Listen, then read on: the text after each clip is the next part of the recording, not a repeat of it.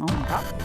Et on revient sur la journée de l'autisme, c'était samedi. Oui, samedi, journée mondiale de sensibilisation à l'autisme. Et à cette occasion, le gouvernement a mis en avant le plan Autisme 3. Alors perso, j'ai pas vu ni le 1 ni le 2. Mais d'après les critiques, le 3 est très très bon. Alors je voudrais également particulièrement saluer le travail de François Hollande, qui a toujours tout fait pour être un président très proche des autistes. Et qui, je crois, y est parvenu, puisque j'ai regardé la définition de autiste dans le dictionnaire.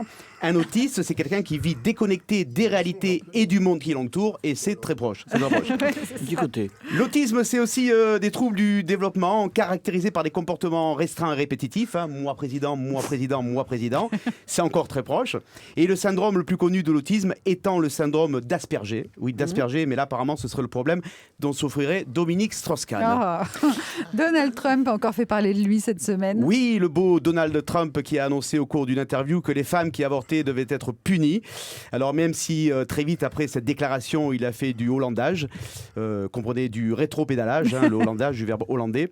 Les propos de Donald Trump ont été très très mal perçus par ses opposants, mais aussi par ses électeurs.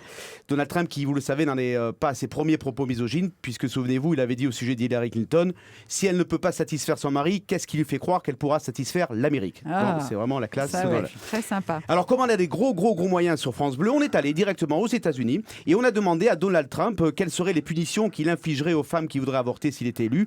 Alors, en 1, il a répondu la lapidation, en 2, la flagellation et en 3, l'écoute intégrale du dernier album de Maître Gims. Non, moi je dis que s'il y en a un qui doit être puni chez Donald Trump, c'est son coiffeur. Et puis s'il veut parler sexualité, il n'y a qu'une question à laquelle il faut qu'il réponde, une question importante que se posent tous les Américains. Et c'est pour ça. Ouais. Oui, Ivana. Et c'est pour ça que je vous la pose les yeux dans les yeux, monsieur Trump. Est-ce que sucer, c'est trumper? Alors ce soir, c'est le passage à la TNT HD sur toute la France. Et oui, après l'école pour tous, la manif pour tous, le mariage pour tous, voici la TNT HD pour tous.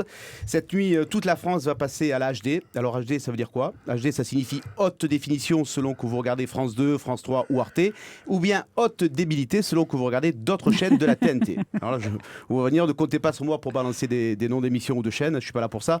Je suis pas une balance. Et puis, si les gens aiment regarder Les Anges de la télé-réalité sur Énergie 12 ou Confession intime sur NT1, eh ben ça les regarde. Alors concrètement, qu'est-ce qui va changer avec la TNT HD? Eh bien concrètement, ça va permettre d'avoir plus de définition. Hein. Par exemple, pour les gens qui pensaient en regardant D8 le soir à 18h50 qu'on égorgeait des cochons vivants, eh bien non. Grâce à la HD, ça va s'apercevoir que ce n'était que le rire de Cyril Hanouna. Et le passage à la HD aura également pour avantage de libérer des fréquences pour le développement de la 4G, ce qui va faire plaisir, je suis sûr, à Gérard Depardieu, hein, votre ami Christian. Gérard Depardieu qui, comme vous le savez, est un adepte du forfait 4G. Enfin, pour lui, le forfait 4G, c'est le forfait 4 grammes.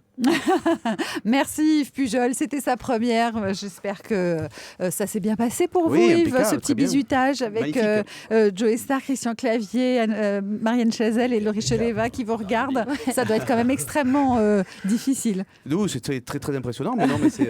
Il compte garder l'accent. Eh oui, j'arrive pas à m'en dépêtrer, mais il est présent. Mais on aime. La haute définition. On aime c'est une horte. l'accent. Merci Yves Pujol, Merci à vous. c'était Retouche Lectu qu'on va retrouver tous les jours dès 13h10 dans France Bleu Midi ensemble.